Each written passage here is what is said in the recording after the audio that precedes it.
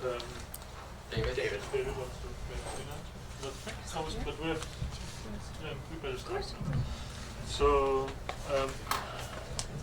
before I introduce our speaker of today, well, welcome to our workshop. First of all, let me briefly.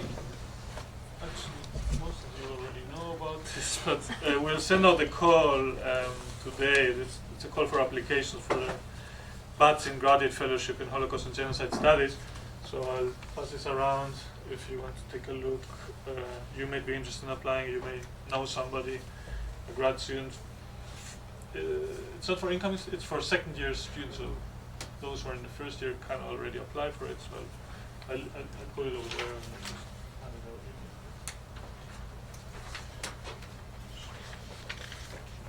Maybe students. Okay, and David, you wanted to yes, say please. a word? Thank you very much. Hi, my name is David Davies-Dice. I'm a second-year Masters of Urban Regional Planning student at the Humphrey School. But the reason I'm here today, Wahutu graciously invited me to speak to you just for a few minutes about the student group that I'm in, Interdisciplinary Perspectives on International Development. I don't know how many people have heard of this before, but it is, like its name implies, a group that's university-wide that deals with international development issues.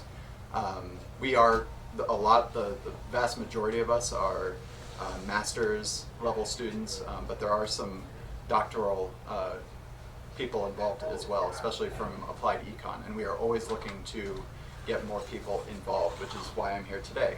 I kind of appealing to your interest for four things. One would be to actually get involved in the group. Elections are coming up, and it's a great way to be involved in a group that has money where you can direct programming and bring speakers to the university and kind of get people interested in international development issues, kind of set an agenda, if you will. Great opportunity that requires a relatively small time commitment. Two would be associated with IPID. We have 3 events.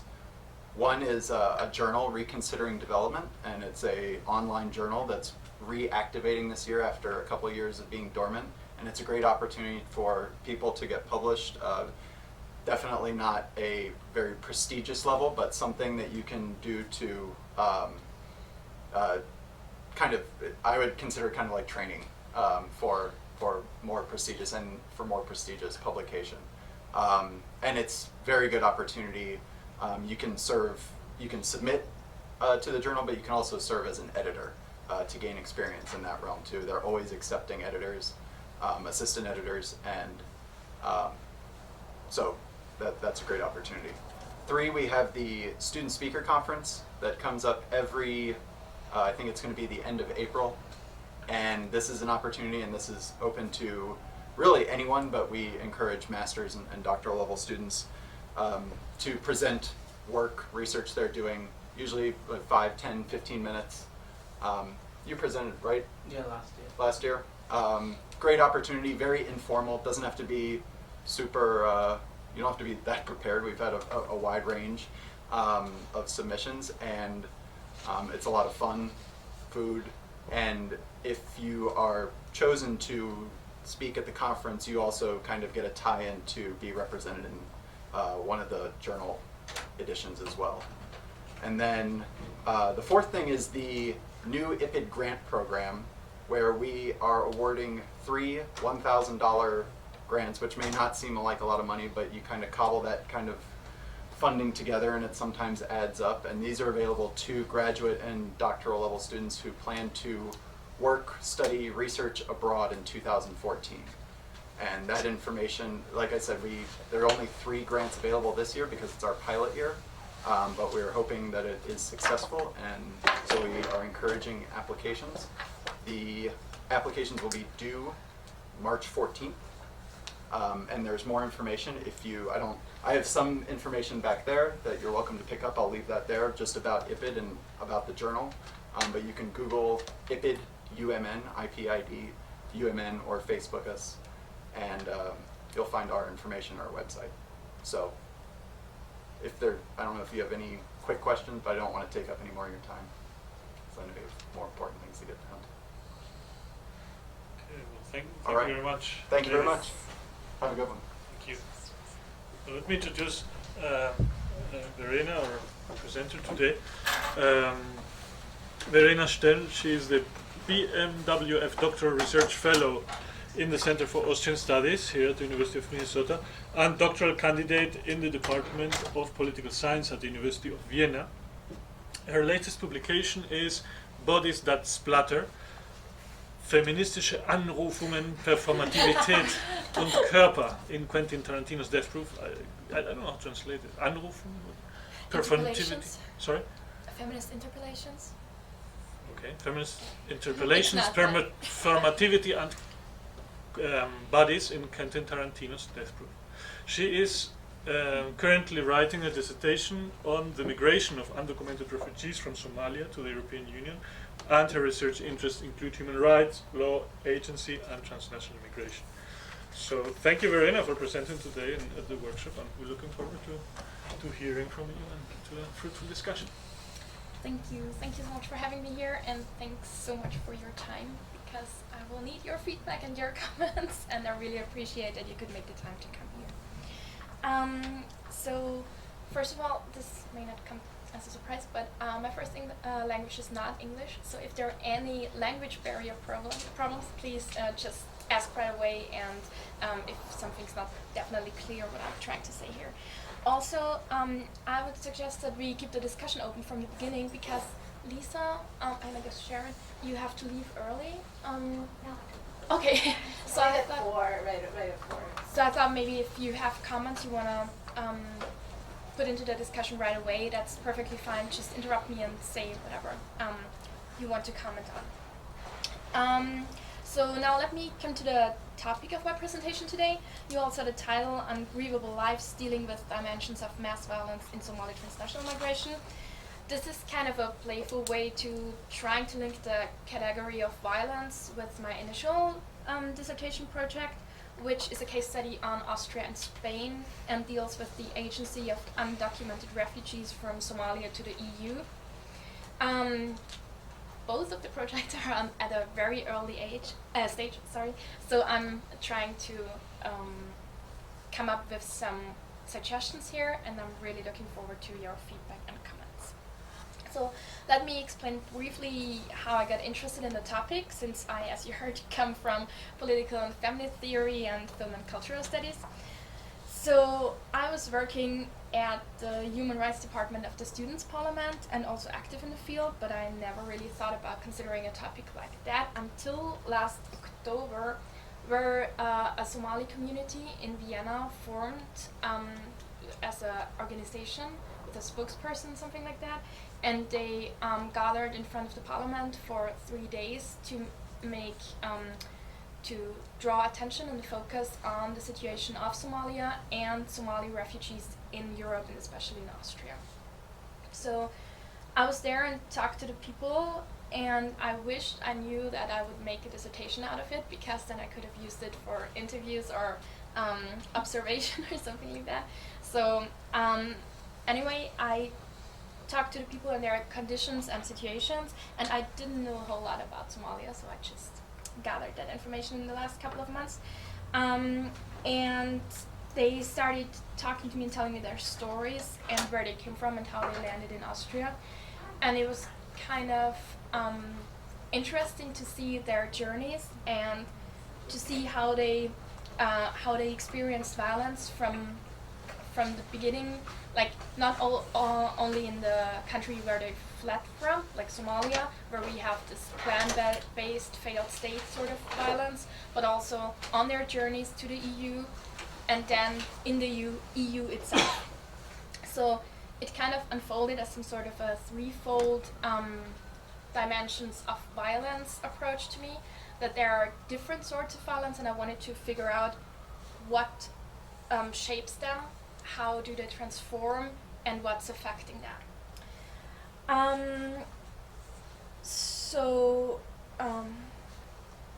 There were also people who were telling me about their journeys and how they ended up in Austria via different routes, like for example Turkey and Greece, and what happened on the way and how they had to rely on smugglers who helped people to get to the countries, and how much violence was involved there.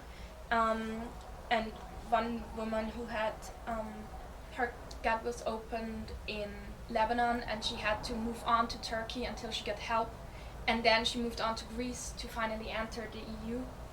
So it's kind of interesting how many dimensions of violence, but also how their experiences unfolded there. And I listened to those people back then, and what struck me most was my kind of naive way of asking, why would people in the EU let that happen? Why wouldn't they just grant those people asylum? What's happening that these sorts of violence are not acknowledged by the EU but are like belittled? And how can you invest in stricter borders and coast guards and not in helping people in human rights? And I really didn't get that, so I guess that's how the dissertation project came along.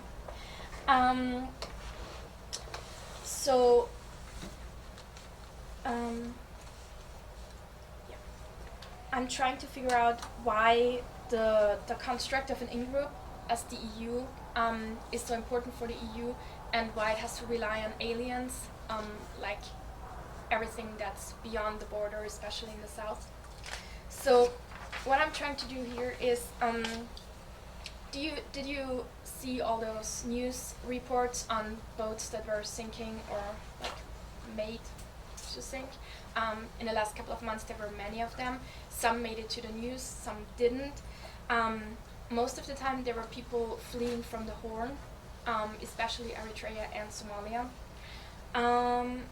And even the Doctors Without Borders, who are everywhere where there's need, they cancelled their stay in Somalia after 22 years of medical help, and left the country after several kidnappings and killings of their staff by armed groups took place. So Somalia was the only country where the Doctors Without Borders even had armed securities to protect themselves and their workplace.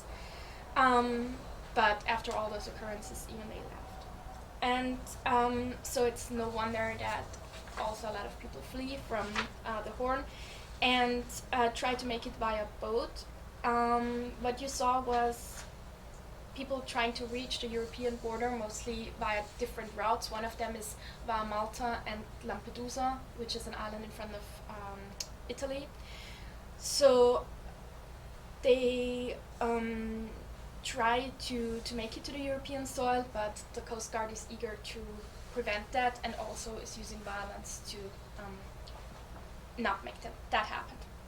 Sorry. So as we just discussed, Spain, Italy, and Greece are countries that have borders close to the south, and therefore they are affected by the so-called Dublin II Treaty, which is a treaty that was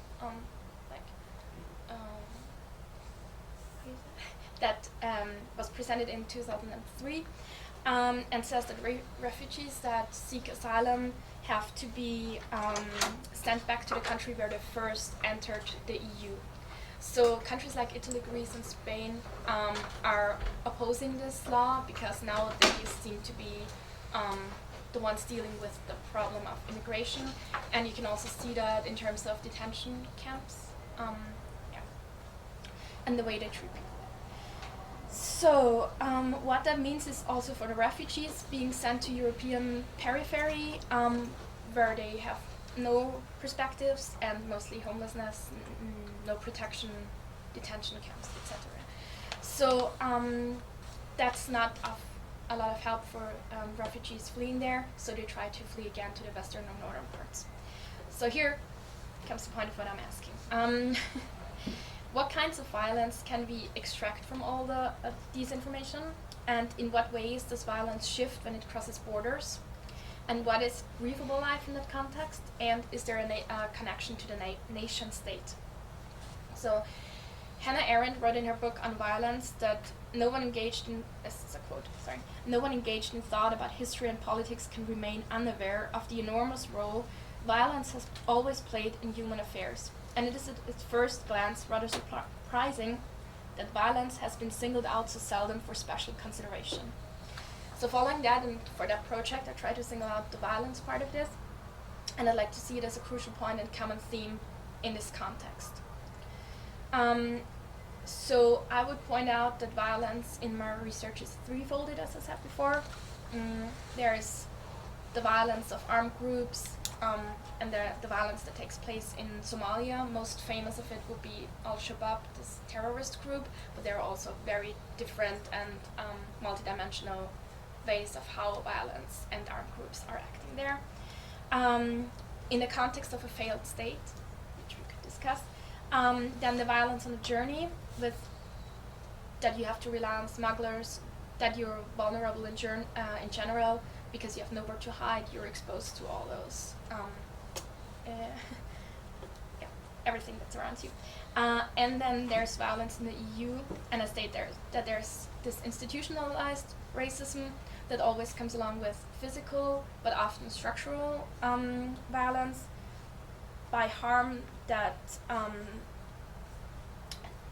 is that's treating people by preventing them from meeting their basic needs. So this is also some sort of structural violence.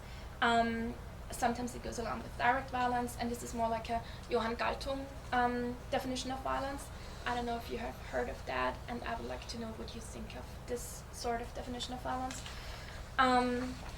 So again, following Arendt, this time kind of shamelessly cutting, violence would destroy any real political action, because violence is just an abuse of power, so political action wouldn't be possible because there's no agency, because that's not possible if you're facing violence. So this question of agency is something that goes along with my dissertation as well. So I would state that in the context of Somalia, the system of a failed state with clan-based power and the government that is not really functioning, violence destroys any real political action. And there's a Dutch historian, she's called Lidwien Kapiteins, sorry.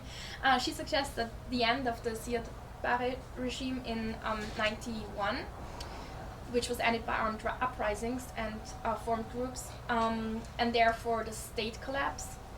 So she states that an analytically, politically, and discursively new turning point in terms of violence is happening there. And I'm wondering if this sort of failed state is a single occurrence. And I would like to discuss that too, if you can single out or point out Somalia as a form of different type of violence that's happening in the state because of its significance of a failed state. We could also discuss the concept of failed state, because I would like to know what Matti, for example, thinks about that. And if you can figure out how to end the violence there, if then a state and therefore political action would be possible again. So I would like to put that in context of the nation state. So now we come back to the journey, and that's where kind of Judith Butler enters the stage. I think that she makes a good point. I try to put a quote on the abstract I sent out, that she deals with grievable lives, and she asked the question mostly in terms of the US facing wars like Iraq and Afghanistan, if there are losses that are not grievable, and if you have a governmentally understanding of what a grievable life would be. And therefore, if you have a grievable life and non-grievable lives, if the losses of the non-grievable ones means that their lives didn't have value as well. So this is kind of an ethical question in that context, but I will try to point that out, that when we come back to this threefold dimension of violence, on the journey, bodies are probably most vulnerable when they're fleeing something, because there's, as I said before, no sort of protection, no one to turn to, no home to return. You have to rely on the boats on the smugglers, there are coast guards, there's abuse, rape, whatever. So how do you, what kinds of violence are you facing there, and how can you, is this, in terms of a grievable life, is this something you could prevent if the value of the lives would be more considered? Also, what I'd like to point out here is that there's a debate going on in Austria at the moment. It's about Michael Genner. He's the head of Asyl in Not, which would be asylum in need, probably, who argued publicly that he's thankful for every righteous smuggler who is not abusing his power for helping refugees to flee their country, so they can have a safe journey and bring them to European soil. He states that as long as there are no other ways. And the discussion is legally there that actually many refugees rely on that sort of help, but the EU is trying to make sure that he is the one being charged by saying that, because he is acting against human rights by that. So I'm trying to figure out how can you have grievable lives and the value of life by those people helping, though they're in the system, and how does the system then again reconstruct the system of alienation and EU with its borders. That was probably not that elaborated as I wanted it to be, so maybe we should discuss that too. There's another example at the moment in Morocco going on that's also in between the journey and the entry to the EU. There's violence. There are two enclaves in Morocco. They're actually Spanish soil. They're called Ceuta and Melilla, and they're protected with fences, so people can't go from African soil to the European soil. And there's huge guard that's protecting it and whatever. So lately, like a week ago, there were people trying to get over this fence and try to go there via the water, etc. So the guard, that was actually a Moroccan guard, but kind of in action of the Spanish police, was probably shooting them. That's not really for sure, but definitely shooting their devices so they would keep on the water, and trying to prevent them from entering the Spanish soil. So, which is interesting to me, because then the border is kind of shifting if the Moroccan guardians and police are working with the Spanish ones to protect people to get to the Spanish side. Well, so that leads me to the next point, where the dimensions of violence would be at the entry to the EU or in the EU itself. There are mostly detention centers where people are collected after they get there, for the urge of granting asylum. You have to wait for a long time until they work through that, until they see your case, if they even do that. By they, I mean like authorities in the countries that are working on that. So you are, as a refugee, treated kind of badly in that situation, and you have no legal rights and therefore no ways of really having a home of your own or finding work, so you're kind of trapped in there. Also physically, people are treated badly. There were cases like Marcus Omofumu. He was it was a very public case. He was killed by police while they tried to send him back to Africa. This happens really a lot of times. So police and this institutionalized racism leads to direct violence against those people. So now I come to the question of the grievable lives.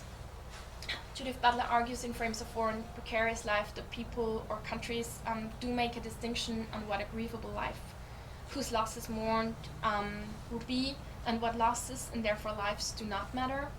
And she says, as I sent out, only under conditions in which the loss would matter does the value of the life appear. So as I said before, she's making the case for the US and its recent wars, and says that the loss of one US soldier has to be mourned publicly whereas hundreds of Afghan civilians might die without any interpolation or national recognition of mourning. And she also combines that with Antigone. Is it called like that in English? Antigone? Antigone. Thank you so much. And she cites Crayon, who says there will be no public act of grieving. And I think this is interesting for me too, because in Antigone, it's about this. Antigone wants to mourn her brother, I guess it was, who was, in the sense of the state, not mournable. So she's refused to bury him the way she wants it, and therefore all the tragedies start. Well, so I'm stating that this sort of dissidence and not fitting in a systems approach of what is expected of people, and also boundaries and the alienated applies to that as well. And applying this on my research, I would suggest that the EU is making a similar case where only certain lives inside the fortress are grievable, and mostly outside are not. Also, there's a researcher called Kitty Calavita, and she wrote about Italy and Spain and immigrants at the margins, that borders divide the excluded from the in-group, but also that we have to make sure to see that the in-group is not as homogenic as it may seem. So we are talking about imagined communities here, and I'm trying to figure out how diverse this actually is when we talk about the EU, and also what sort of protest and what sort of agency is going on there, or what potential would be there. So Butler also talks about humans that are not regarded as humans, and that their lives are unreal. And she asks what lives are real, and what then the relation between violence and those lives are considered as unreal. And does violence take place on the condition of that unreality? So my most important point in that, and that leads me kind of to the beginning of Somali refugee camp that I tried to figure out in the case of Vienna at the beginning, these sort of demonstrations and uprisings, and this claiming of becoming a subject again, of agency, making the life seen and heard, and the loss is grievable. What does it mean for political action, and what does it mean for research? How to point it out is the new, because here now comes the feedback. I would like to know from you if this could lead to something, and if I could put it as a common theme in my dissertation project, or if it's, and that's would be interesting for you to for me to know, if it's nothing new nor novel. Is there something you would suggest anyways, or are there some of the thoughts I could dig deeper? And also I would like to discuss the definition of violence, what kind of violence, definitions of violence to use in your work, and the rights of the alien, if you would suggest that this would be a part I could focus on. Yeah, I'm sorry. Okay, I guess I'll leave it now for the moment. Please discuss this with me and give me some feedback. Thank you so much for listening.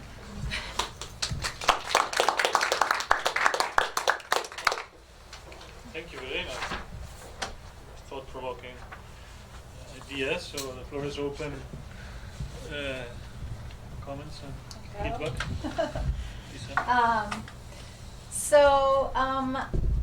I mean, that's, everybody always comes at this from what their specialty is, right? So I'm coming at it more from a comparative politics as opposed to political theory. So you have the kind of the ethical dimension and conceptual dimension in there, and I'll let others maybe comment on that. And I'm not saying you should get rid of that, but I'm going to give you some suggestions from a kind of comparative politics perspective. I mean, of course, my mind is immediately going to the U.S. and not, U.S. actions in Iraq or Afghanistan, but our treatment of immigrants, right, or undocumented people. And so I think actually there, and thinking about the nation state and, imagined communities and definitions of the other and constructions and treatment, et cetera, that I would really encourage you to do that comparison, right? Because just sort of looking at this case study, at least I don't know what your future goals are precisely in terms of political science, but I think you need to have that comparative. And I thought it was sort of two things that, again, like this is bringing my perspective. I studied law and courts. But in the US, there's been a massive expansion of the agency charged with dealing with immigration, so ICE it's called, with little or no oversight. I mean, this is a huge expansion of this wing, right, of the executive, and there's not a lot of oversight. And so drawing that in terms, and thinking about human rights and thinking about law, and also in contrasting, right? So, the thing about the EU is they tend to have this identity around, we take international law seriously, we take human rights law seriously, and yet, right, there's this issue in which you may find, and again, this is why bringing in a comparative perspective, right, the treatment, sort of what happens on the ground may be very similar, right, and so, and I think thinking more like when about that issue of rights, right? So coming at it from, this is how you got into it in the first place, is because of your involvement with the human rights student group.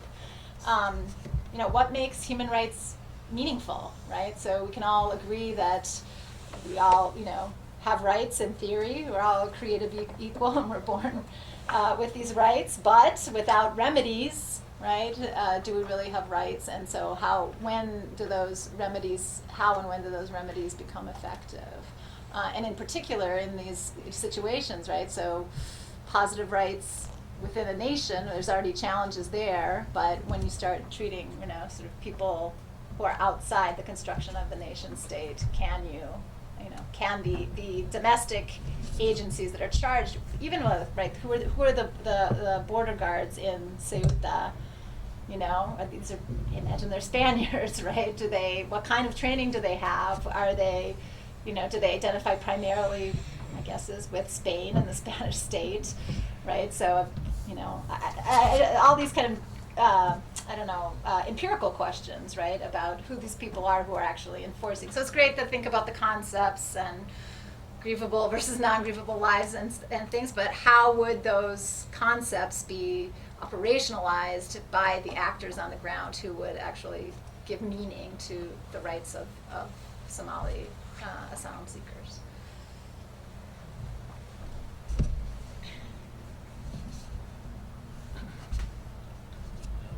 Thoughts, comments, questions? I think the comparative piece is important, right? Because then it gives you something to compare it with, and even if, for example, the US you feel as though may not be the best one to compare it with, right? Looking at the EU as a bloc, I find a bit problematic, because then you're assuming that each country will ipso facto treat everyone in the same way, right? Which is not really happening. If you look at these separate countries, you find some that are more atrocious than others, right? So doing that, I feel as though, is really important. But at the same time, you asked something at the very end that got my attention, right? Rights of the alien. The moment you define somebody as an alien, right, then what you're then saying is they cannot be brought onto this side of this conversation, right? Because they're the other. Now, if you frame your question as the other is there, how does that then impact how you're navigating this already pretty tricky terrain, right? And I feel as though sometimes we tend to assume everybody will understand what we're saying, right? And realize we're coming from this perspective. But you then tend to alienate a lot of people, because just looking at it from a language perspective, your very question alienates the people within which you're trying to research, right? Within which you're trying to understand, why are you then being seen as not what you're being grieved upon, right? So, you just call them aliens, and that's a big thing. So the framing of that then allows you to have a different kind of conversation, where you're not finding yourself boxed in this structure that's already toxic in and of itself, right? And then, but I had a different question, sorry. Initially you talk about violence as then, suppressing political action, right? But wouldn't violence in and of itself be part of political discourse, right?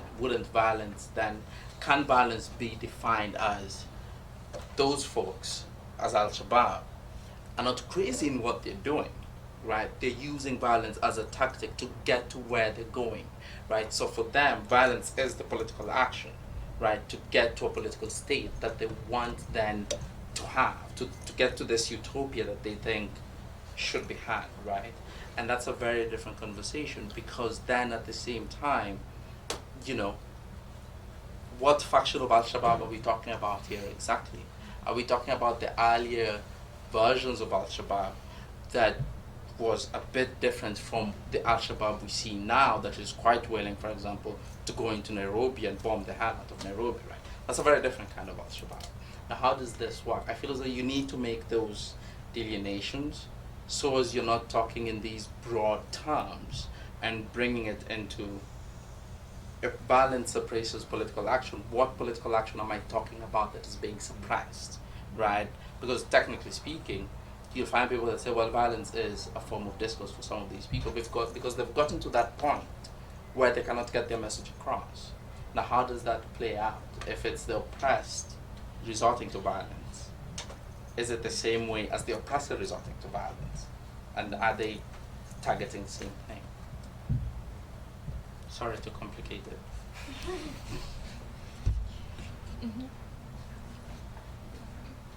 Yeah, and I think Arendt herself is a little bit ambivalent on that, because I think on violence she actually considers violence to be the ultimate political act in some ways, Yeah. but then it suppresses this other understanding of politics as making initiatives, making Mhm. oneself visible in the condition of plurality, because violence destroys this condition, but resorting to violence is an ultimate political act. Or even, I think she writes about that even on violence. Yeah. But yeah. So I think I continue with this definition of violence here. In some ways I like Johan Galtum's emphasis on structural violence, because it highlights the various ways how people are made vulnerable to all kinds of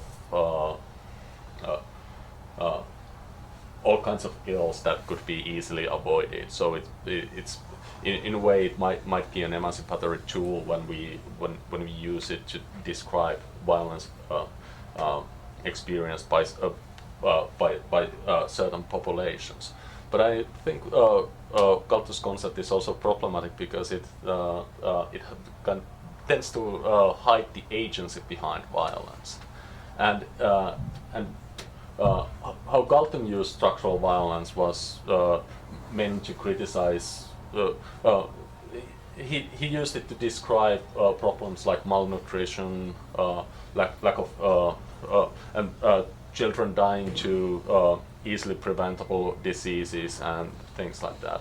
But here, when we are speaking about EU, I think we are speaking about a little bit different kind of phenomena, because that's clearly institutionalized. It's not something that this malnutrition and children dying dying with easily preventable diseases. There's no institution that decides that, hey, let's kill people in Africa. Whereas in the European Union, they actually make decisions that directly lead to this violence. Even though EU has decided that everyone has a right to asylum, that's written down in the European Union's Human Rights Charter, that is basically part of the constitution of the European Union. But European Union has consciously made decisions that prevent people from getting to the European Union where they could exercise that right. So describing EU practices with Galtunian terms of structural violence might be a little bit problematic because it hides the agency of the, or it might downplay the active active role of European Union in these policies. So in that sense, I think it might be a little bit problematic. And do you have any thoughts to the nation state and the failed state? Not really. I don't really discuss failed states in, in my research. But well, that's another question that I really like this idea of violence in 3 different contexts: at home, on the way, and in the EU. But is there some kind of a narrative that ties those all together in your research? Because if you study the violence they face in Somalia using the failed state approaches, and then move on to some other forms of violence in other contexts, it might be that you might lose the general connection between these 3. So is there some kind? What is the connection between these? Is it a question that that is there some point where an individual Somali becomes grievable? Is it if they die as a consequence of actual physical violence in Somalia, they are just statistics? But if they die as a consequence of physical violence within the European Union, they all of a sudden are grievable. But then they are not grievable if they die as a consequence of our institutionalized practices on the border and so on. So is that the kind of a general the narrative that ties these all things together? And if it is this kind of a narrative, then I don't necessarily see a need to go very deep into a failed state discussions. But the question is, how are you planning to tie these 3 contexts of violence together?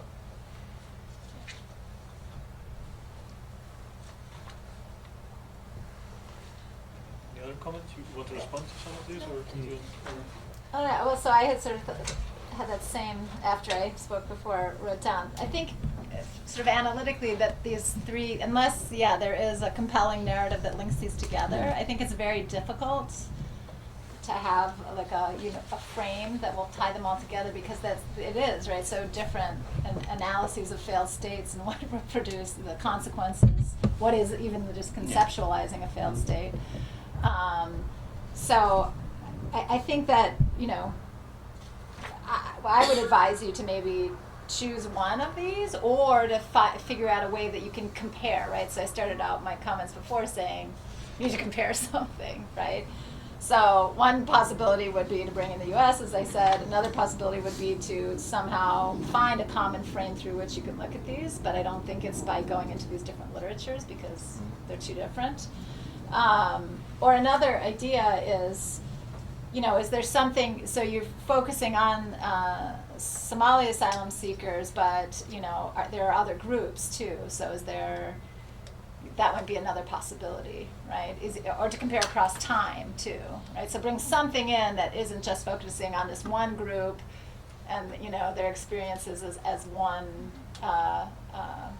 phenomenon that you're analyzing, but somehow figuring out a way to compare whether it's across groups, across time, across space, which in these 3 different sort of moments or parts of the journey, or actually saying, okay, there's something I want us to understand about the EU, right? And I think looking at the US, and again, I don't mean to force you in that direction. I just think that there's that theirs is a really fruitful comparison, and there might be a whole literature that would really help you in trying to think through this. It's just I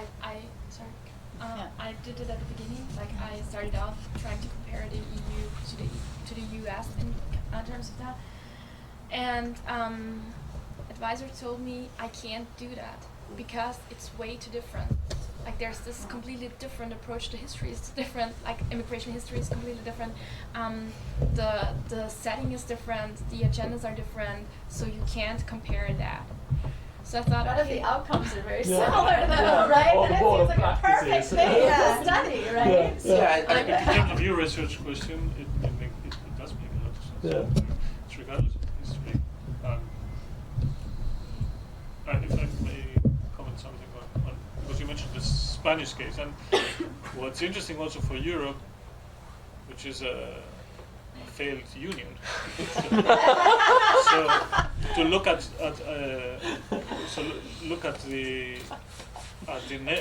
the issues of nation state and the nation state discussions that are involved here, but well, also what Wahuta pointed out, the very different approaches to immigration policy, regardless of some macro and common measures that are on immigration policy. But the outcome, what you've seen in the last 20 years, is very different in those states. So you have. So I was also wondering if you look at what would be your unit of analysis? Is it the deaths at the border? Is it the deaths? And maybe you can try to categorize, looking at the border and before the border and after the border. And actually, Spain and Ceuta and Melilla are fascinating cases because there you have a mixture of actors involved, as you have pointed out. You may have Muslim Spaniards at the border, for instance, or you have Moroccan guards at the border aiding the Spanish government in keeping the Moroccans outside of Ceuta and Melilla. So what does that mean in terms of the definition of the Spanish nation state? And maybe an ethnographic study is also interesting to look at really what's happening. So what's happening before, what's happening right at the border, and what's going on at the shores of Spain, and all the different actors that are involved there, including NGOs and humanitarian NGOs and advocates and human rights groups and all that. So there you have a richness of material for study, but I think you have to define units of analysis and define comparative cases probably. But you have many possibilities. Also, I was thinking, following that, about the unit, I was thinking about women. How the violence, it's because you are treating Somalia, and the women in Somalia will receive a different kind of treatment than men, but also the women in the journey will be different.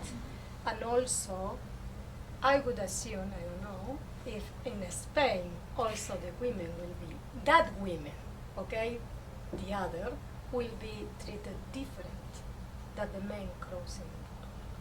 So maybe you can follow a journey through a women case, or women in general. Yeah, I just wanted to add to that when you're using foregrounding this term body as in the discussion, that I kind of wanted to hear more, or I'd like to hear more, or I anticipate people wanting to hear more about how you're using, in what sense you're using body, and are you going to be bringing in, theories around body? I mean, are we talking about a metaphorical body here? Are we talking about physical bodies? Gendering the body, for example. I think are we talking about a Somalian body and a European body? How and what kind of theory you're going to be willing to bring in, and really doing how much work that's going to be. I would think in terms of presenting the dissertation, what I guess the cost benefit analysis of bringing the body into the discussion in terms of the time, the amount of work you'd have to do. Yeah, but also butler. If you are talking about grievable and ungrievable, I think in this case, a women body will be more grievable than the rest of the bodies. When you talk about butler, you are thinking about friends of war. Yeah. I would assume. I don't know. Yeah, I love butlers. But that's an interesting point, right? Because if part of the interest here is the different forms of violence, then there has to be recognition that how violence affects then different bodies in the same trip, right, is completely different. So, the fears that the women may have are not the same fears that the men may have, right? The fears that the women have about bodily integrity perhaps may not be the same, and children and all. So you have all of these groups that you're linking as a homogeneous unit, right? Which then does a disservice, I feel like, to whatever to your research agenda, right? But I also feel as though you need to. Why Somali, right? That's a bit you didn't talk about, right? Why Somalia and why that particular migration, right? Why not something else, right? Or how is this different from, let's say, boat trips to Australia, for example, and that migration and the problems that they're having with the new prime minister who seems to be off his rocker, right? Why this group, right? And I feel that there has to be a conversation about that, because otherwise you're left vulnerable to critiques of, well, everybody's doing this, right? So are you doing this because it's the most interesting thing at the moment, right? And nothing annoys me as much as that. But it's not about justifying what you're doing, but highlighting why it's important and why you took this particular route, not because it's convenient, but because you feel as though it opens up a very interesting conversation about violence as well, right? And this long process, like the lady you mentioned who, has an injury and finds herself having to cross borders so as to get help, right? And then having to cross another border so as to get a different kind of help, right? That's a very interesting piece of information, but there has to be a conversation as to why this is an important thing and this is an important group. Yeah, that's interesting because Somalia is so, it's the border with Chad and No, not Chad, Ethiopia and Sudan and Kenya, yeah. Still thinking about women. Many of the women from Somalia are fleeing because of this, I don't know how you say, mutilation, problems with Genital mutilation. Yeah, and they can't flee because the borders, the countries in the borders are in the same, the countries on the border are applying the same violence on them. That's an interesting point, right? And that, for me, that's, as a researcher in Sub-Saharan Africa, that's one thing that always frustrates me, right? The conversation about female genital mutilation is a different conversation and is a different form of violence, right? But is not the primary driver of, and correct me if I'm wrong, right? Young Somali women and girls getting away from Somalia, No. right? So sometimes it gets overplayed in the conversation, and then that denies a whole different form of agency that we could be talking about, right? Because it turns into, we need to save these women, right? And that conversation denies the women the right to say, Which does the exact opposite of what Butler wants you to do. yes, Yeah. right? Because there are conscious decisions as to why young women and girls will decide this is not the place for me, right? And that has to be recognized, right? The agency to say, I am willing to take this risk is a different type of conversation from, oh, Somali women and girls go through FGM, right? Because that always leads to, we need to go save them, and it's, sorry. I get really passionate about this conversation. Anyway. No pressure. It's actually, it's something because some of the Somali generation, like our generation, some of us view it as FGM, but some others view it as FGC, so it's just cutting for them. But like you said, I think saving the Somali women, maybe if it's maybe Somali women standing up against it, in a way it's okay, but the concept of saving Somali women from that or them fleeing it. Yeah, it seems like as if you're saying that they need to be liberated. I was thinking more than it's coming from them, why they are fleeing the country. And it can be many reasons. I And just I want also to say that was- they're not fleeing the country because of that. No. They're not because it's. No. Well, some cases, And yeah. They might, but I don't Yeah, think it might be.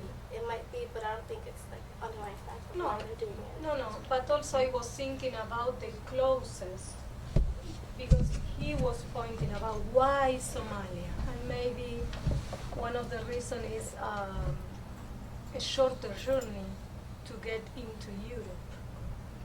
That, giving an example of Australia going in boat, and they have a different regulation also, Yeah. because it's not the same that you will touch Australian Yeah. soil and you will be refugee. So they have this Christmas island Yeah, for that, for okay? that, So yeah. it's a different legislation.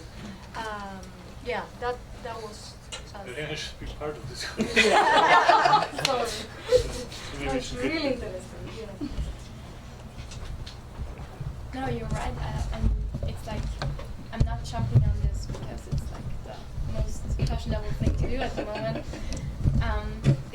It struck me the specific case of Somalia, that there's like all this history and all what happened with decolonialization and the first colonization, of course, and then the Bare attempts to do something different, and then this armed uprising thing now, what's happening now there, and then there's obviously no way of ending this sort of violence.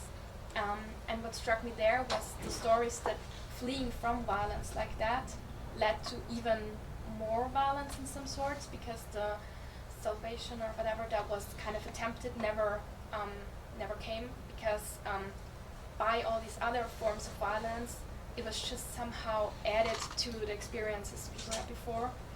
Sorry, just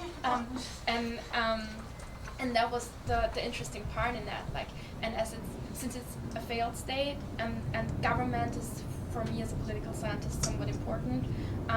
The question of what does nation state do or not do, and what do failed states do in terms of violence, or what does it do to the state, is very, very interesting for me. And I know state and migration are like the sexy topics at the moment, but it's kind of this connection that struck me at the beginning. Well, I think that you do probably deep down have a really good reason to articulate, which I know how hard it is to articulate why this and not that. And I'm certainly no expert in Somalia, but just from the sound, from having read Butler and just her main idea of trying to denaturalize the frame, or like the frame that we view things through, and then having heard you say that, like waiting for all this help for the violence to stop that never quite arrived, is I think because of the way that things are framed, that we keep seeing things a certain way within one frame. So if she wants us to denaturalize this way of looking at things, or decenter, I don't know which word to use there best, but if you want to sort of dismantle that frame of viewing violence or viewing these people, then that's kind of where the justification of why Somalia might come in.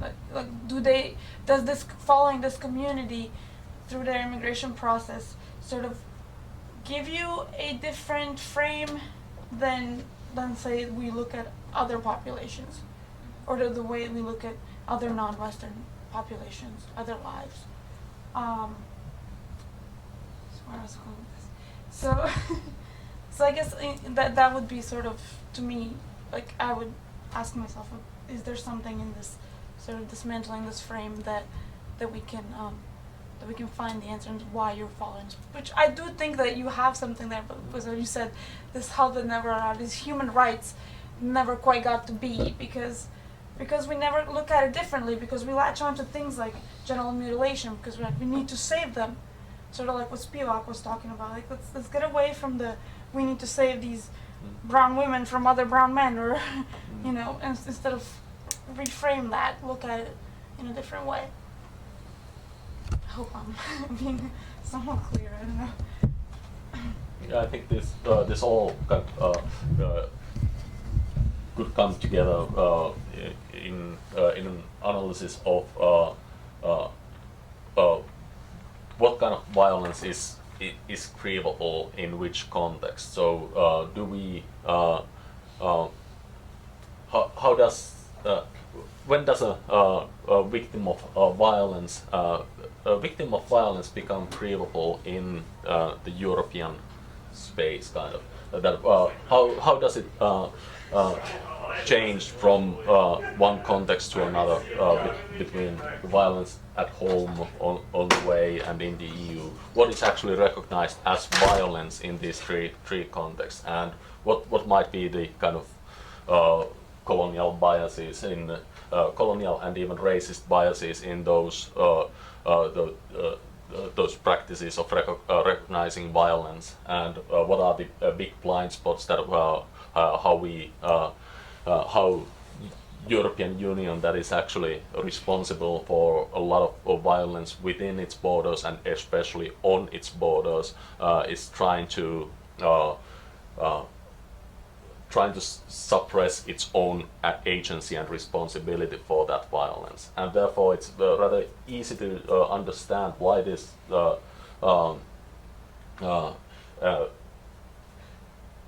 female genital circumcision is now a big thing in Europe, kind of, because it's easy for the European audience to say that okay, they are victims of violence that is definitely not caused by us, because for all the other forms of violence, especially on the violence happening on the border, you would have to assign some responsibility for Europeans. So now it's easy to focus on that kind of violence, say that they are that is the violence that's the violence that is grievable. It's the violence that is recognized, because Europeans can say that it's not us, but for the others remain. Other forms of violence that kill thousands of people on an annual basis are not even recognized as violence. They are just statistics. It's not actual bodies. It's numbers. When we speak about people dying on the Mediterranean and so on. So I think that is something a way how you could connect all these three contexts and investigate what is the grievable life, what are the forms of violence that are recognized in European discussions. So you would analyze you would analyze European discussions and see what forms of violence are grievable in these three contexts, what is even recognized, and how it is discussed. But this is only like one way of tying this three contexts together. There are of course several others. There's also the changing conversation about violence, for example, from those that make it, right? From those that actually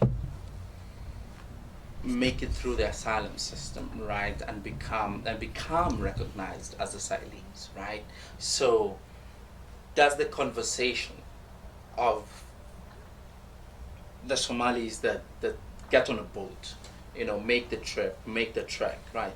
Does their conversation and understanding of violence then shift as they move, right? So could it be that Their own understanding. yes, their own understanding, right? So as they make the trip and as they get to the borders, right, could it be that they initially talk about the armed violence, right, and the armed conflict in Somalia, and then perhaps shift to a different kind of violence and talk about the violence that they go through in the process of making that trip, right? And then once they get to the EU when they're trying to make their case, do they then focus on a whole different form of violence, or do they focus on all of these forms of violence at the same time to make the case, right? Does that make sense? So because I feel as though part of the conversation can always be, okay, so why not go to Puntland, for example?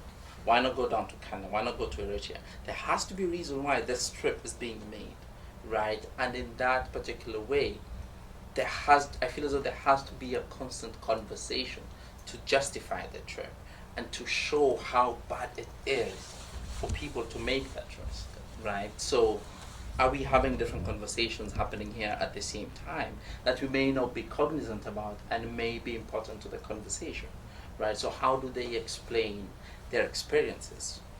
What do they highlight? What don't they highlight, right? And to whom are they highlighting these to make the case? Because that's the other way you could tie in the different forms of violence, right? There's the theoretical aspect of this, but there's also bring it down to the people. And how does this make sense to them? Because more often than not, we do these fascinating projects and we don't talk to the people. That's Yeah. a whole different. That would Yeah, be that's a totally different different project. Yeah. Another way of Do you tying it consider together. Yeah. Yeah. There's actually a word for what you're describing. That process in Somali is called tahrib, and it's basically migration, but it's between life and death. Mm. And so it's a form of violence, but you know that the only reason why you're doing this is because you have no choice, but you understand the concept of tahrib as violence. And I had a friend ask me why there are more women in refugee camps and more men doing this, the Trips, yeah. migration. So that would be an interesting thing to look at too, to just see the numbers and why women are the ones more in refugee camps than men taking these trips. No, I just wanted to ask you. There are so many possibilities here. Is there any of them that would make sense for you to go in a particular direction in your research? I mean, for your conception of. Oh yeah, I left something out because I feel too sick to talk more about that. But I guess I have to explain what you said before about the subaltern alienation. You said before too.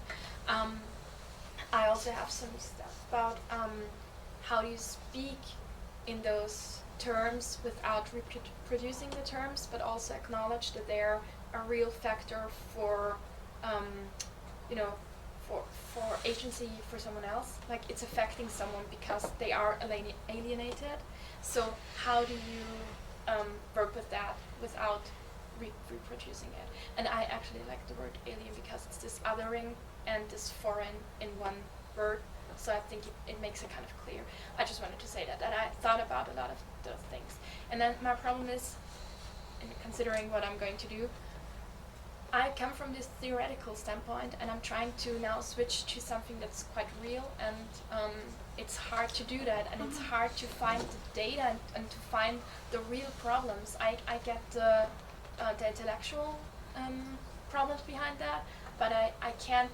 I mean, I talk to people, and I think that qualitative interviews would be like the best way to actually say something about it, because then you talk to the people themselves and give them the forum that they maybe not have, but you as a scholar can provide it, and that's why agency is this important part in it. That's why the people claiming their rights in Austria or whatever and saying we are here, we have these problems, and look at us, listen to us, and don't ignore us anymore. That's why it's so important to me. But then again, if it comes to what do I really want to know and how do I put it down, without being redundant or insignificant, it's kind of hard to figure out. And actually, this was my first thing ever to the topic, so I'm just at the very beginning of thinking that through. So that was kind of obvious, probably, but still, it's hard to get this empirical thinking done. Sorry for complicating your life, Oliver. I think that's important to make that step through an empirical research project, which means also in terms of what Matti suggested, if you're going to look at ways that violence is defined, then you need to set or find a series of indicators that might be interviews with policymakers, might be discussions in public sphere on violence, on accountability on those days. But these are for any other things, or bills and like law, pieces of legislation. It's a huge field. What's important is need to see what indicators will respond to your question. If it is definitions of violence or definitions of what you call ungrievable lives, which is probably the issue of that certain deaths raise a public discussion. on accountability. So maybe that's the if you want to do an empirical research project, which is what we assume, no? Because you can also do you can do work of theory where you discuss those different approaches. And that's a different, and put them in relation, try to find your own thoughts on that. But that's a different type of research project. And there's no way I can combine them. Yeah, of It would course. take a lot of time. You know, it's, Yeah.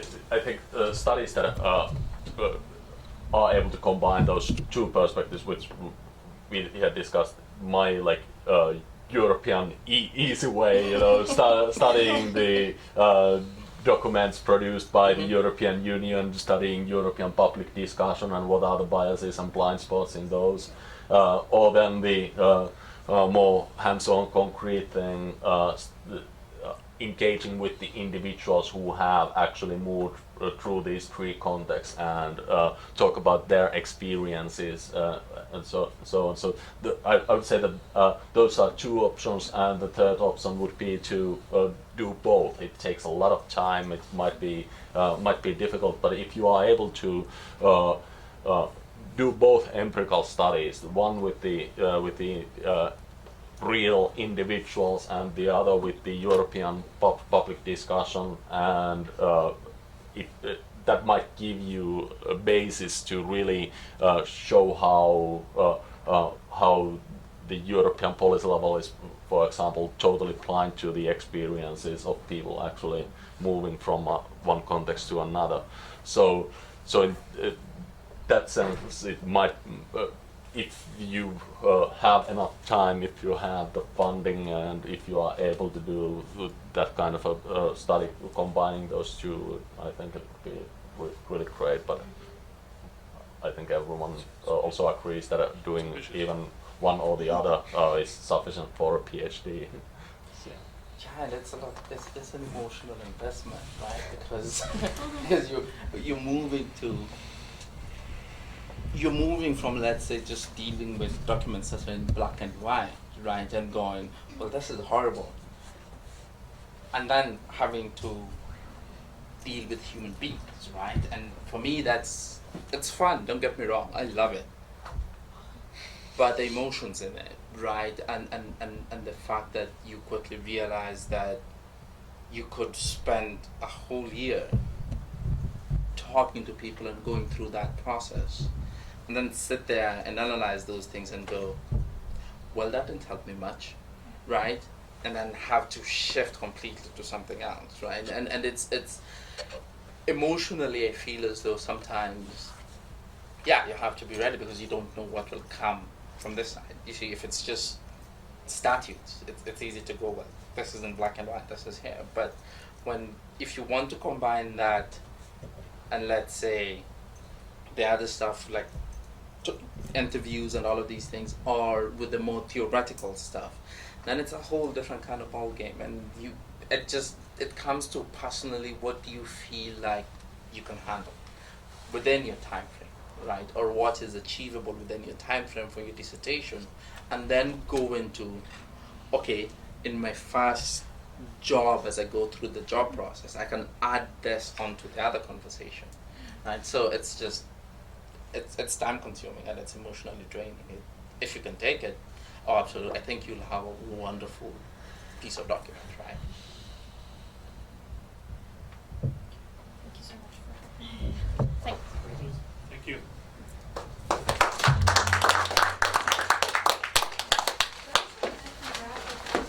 Study called implicit interest.